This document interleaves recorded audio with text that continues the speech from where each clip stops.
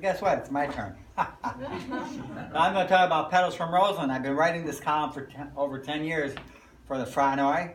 And it's interesting because got back from Vietnam in '68.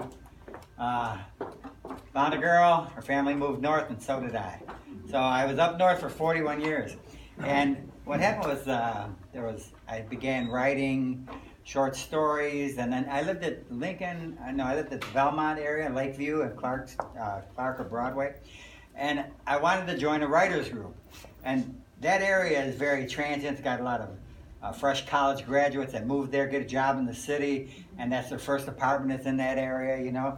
And so I thought, surely these people, somebody must write, you know, and I looked for a writer's group and I couldn't find any. So I took a bold step and started my own. I advertised on the Reader, I advertised on light poles, I advertised in all the coffee shops. And when I had my first meeting, one of the things was I found a place to have it, and that was at the Chicago Public Library. And the thing is, you can have the room as long as you don't charge. I'm like, okay, because I want to learn how to write better anyway. So it worked out, and the first session I had, 27 people showed up. They were real impressed. I was real impressed, I should say, because I tried to arrange it so that I looked like I knew what the hell I was doing. I had a stack of books on the desk, you know, reference books, all kinds of writing books and all this, you know. Because I'd never done anything like that before. I never really taught a class, other than kids' religion classes. But these people, they had varying backgrounds. They were younger, they were older, they were college graduates, you know, but they all had the interest in writing. And so I went ahead and started a writer's group I split it in half, had one on one Saturday, and the next Saturday I had the other group. And after 3 months, people dwindled off, you know, whatever. And so I got it down to one group every other Saturday. So I had that group with a base of 6 people for 3 years, which is pretty good. And so I got my writing going, you know, I was inspired to write more. And it just so happened that the Franoy was looking for someone to replace Mario Avignone, who had been writing the column since 1945. And what happened was that for the last 5 years, they were reprinting old columns. And at that time, the Franoy was a full-size paper. And it had the entire column printed in the paper all the time. So it was like, it was 2008. And so I was selected, fortunately. I was selected to write the column. And that's when I began, was in 2008. And having been away from Roseland for all those years, and Roseland changed, the neighborhood changed. Roseland is located at 111th South. But Pullman, the neighborhood of Pullman, the town of Pullman, was started by the industrialist George Pullman. He improved railroad sleeping cars. He ended up building his own factory and town outside of Chicago, which the area is Roseland, but he built it an unincorporated area, which he named Pullman after himself. And Pullman is now part of the National Park Service. It's President Obama on February 19th of 2016, I think it was, named it, made it a national monument. So all these years that I was away from Pullman didn't matter at all, because the neighborhood had changed. And Roseland, in essence, the one that we grew up with, and Jeanette back there, I keep looking at her because we went to grade school together outside in Roseland. And the thing was, everybody has Roseland that grew up in Roseland. They have it right here in their heart. Every damn thing I remember about it, they remember. And this is the thing. Yes? Just a comment. Wasn't St. Anthony of Padua? You got it.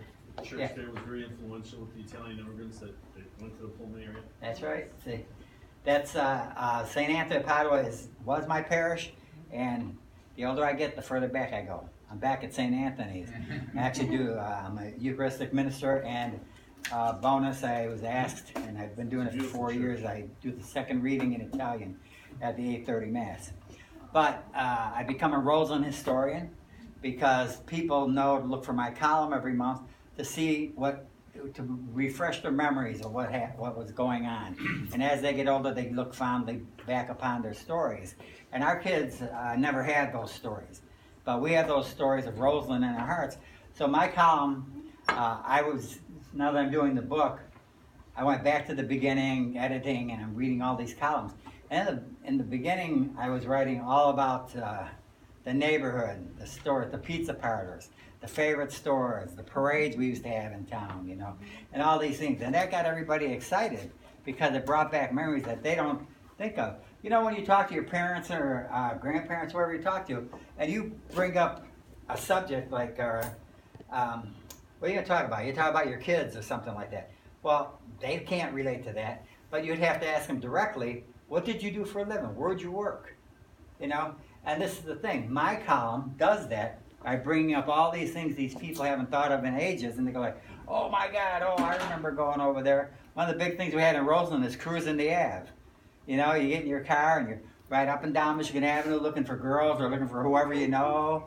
And then one thing is you go all the way down to 127th Street, and you go to the drive-in restaurants, and you come back down, and then you got to stop and you got to pull your change for gas, because gas was not $3 a gallon then, So it was really, my articles or my columns all bring back memories. And then every so often I'll feature one thing in particular because people ask me to.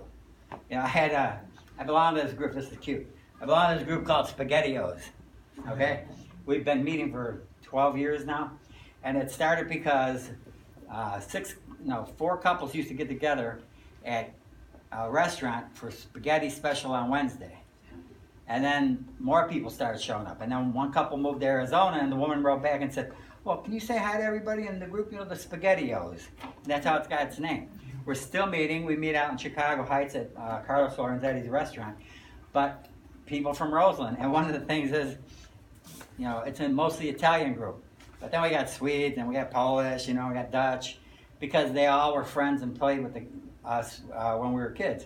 And someone had come up and said, how about something about St. Salomea's? It was Polish, And I'm like, well, okay, And he's, well, my brother did a history on it, and we got a book, I said, well, give it to me. I'll write a column. So I did. I wrote a column about it. And for me, it was really gratifying because I put it in a magazine, and it was a big hit amongst a lot of people because we knew people that went to St. Salomea's. But the guy that wrote the copies actually died 3 months after I put it in the magazine. So he was really gratified to see it. His brothers and sisters told me because they always come to SpaghettiOs with the Italians. But anyway, writing The Pedals from Roseland, this is what our writing does. It reaches people and it touches people. It makes them think. It'll make them feel or it'll make them think. One thing when in my writing groups, when I talk about writing, is I tell people, don't, write your story and then you put in this word that people, boom, trip over. Why are you putting a speed bump in the middle of your story? Because people stop and they got to think, oh, what does that word mean? Well, you just lost your 25 pages before that because they're not going to be thinking about that, but think of that word you use. So when we write for who we're writing for. Don't make the mistake of writing for yourself, because you'll get your joy out of your writing regardless. Because when you finish your article, I used to think that, oh, it only takes me about 3 hours to write my column. Now I'm up to 5.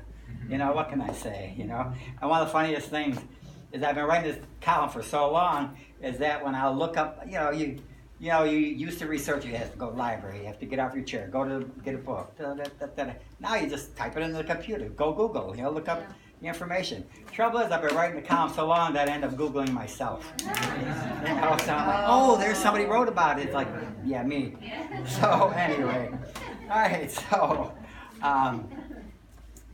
it's, so thank you. So writing, very good. I didn't get to use it at all. Thanks. My bell was feeling kind of lonely. I'll tell you one little quick funny story. So we're talking about learning the Italian language. So my son and I were going to Italy in 2009, and I had a CD somebody gave me, and I'm like, okay. So I listen to this every day at work, and I go through all these phrases all the way, and then there's one phrase at the end. I'm like, yeah, whatever. All right. So then we go to Italy, and I never had to speak Italian. Never had to, because everybody there speaks English, and they're, it's like it's faster if you just go ahead with it. So my son and I are in a restaurant, and my son says, hey, Dad, you pay for this meal tonight. I'm like, okay, I'll pay.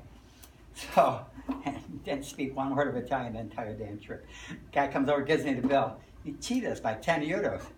out of nowhere. Campiere, venga qua, questo biglietto è sbagliato. And he looks at me like, what? I'm like, guarda questo. So he comes, our waiter heads into the kitchen. The other guy comes up, oh. I'm like, guarda questo qua, è sbagliato 10 euro. Oh, yes. He knocked it off. The only Italian I spoke in the whole trip. That was the last phrase on the CD that I didn't pay attention to. It just came out of nowhere. Anyway, so I hope we had a good time today. And our last speaker is Adam Kessel, who will be speaking on zombie gardening.